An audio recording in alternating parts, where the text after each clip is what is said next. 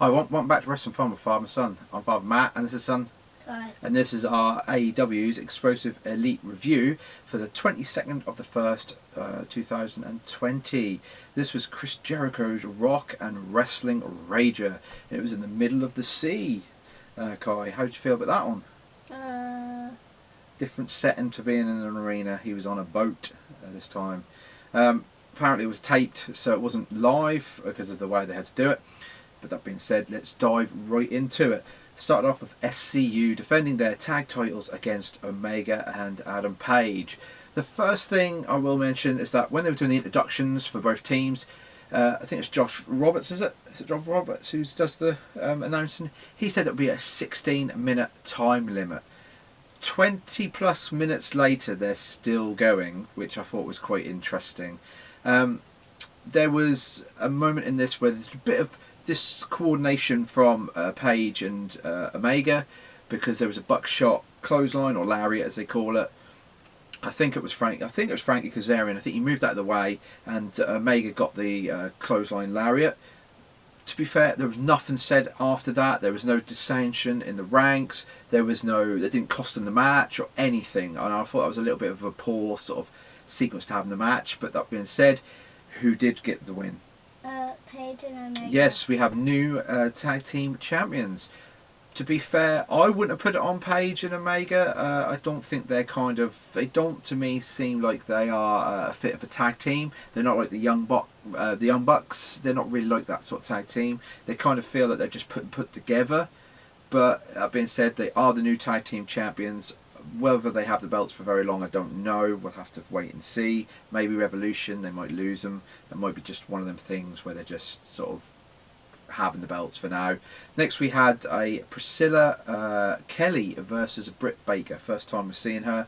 Not really much to this match. All I say is that Britt Baker got the win, only for then Tony Schiavone to do a little bit of an interview for her where she was actually like saying a lot of heelish comments. So she's actually the promo was more sort of more productive than the match, just to say that. And she's now a heel full blown.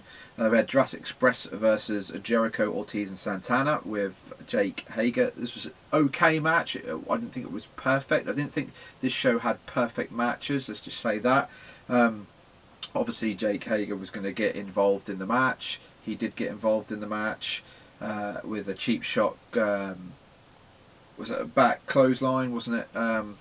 On Luchasaurus, and Luchasaurus and him fought up to the ramp, so they're teasing there could be a match there in the future.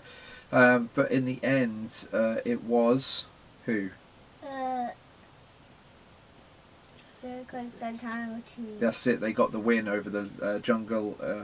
Keep saying Jungle, don't I? Jurassic Express. There was a couple of Margaret Stunt near falls on Jericho, which is quite interesting as well. But yep, they got the win.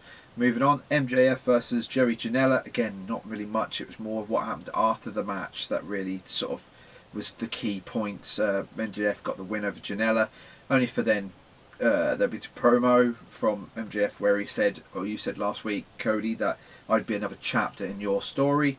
I will be your last chapter. Only for then Cody to come out. Obviously, Cody can't touch MJF. That's one of the stipulations. He sort of said, I'll let you have the floor. He went to give him the mic, he dropped the mic, Cody went to pick it up, he kicked the mic across the ring, MJF leaves, backs up to the ramp, only for the Young Bucks to come out behind him. Cody grabs the mic and says, well, I can't touch you, but they can. And there was a super kick, wasn't there?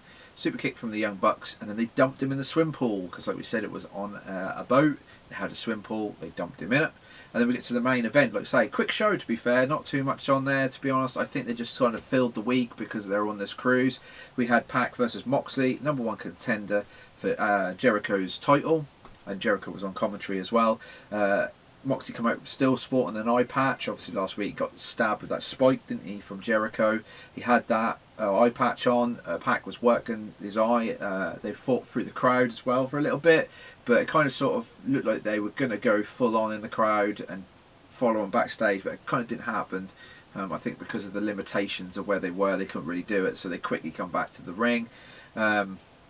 There was a point where Pac pulled the bandage off, only for then Moxley to have like this plaster over his eye, so he didn't really see anything. but in the end it was 2 paradigm shifts and Moxley got the win. So he is now the new #1 contender for Jericho's title, which we kind of knew that was going to happen.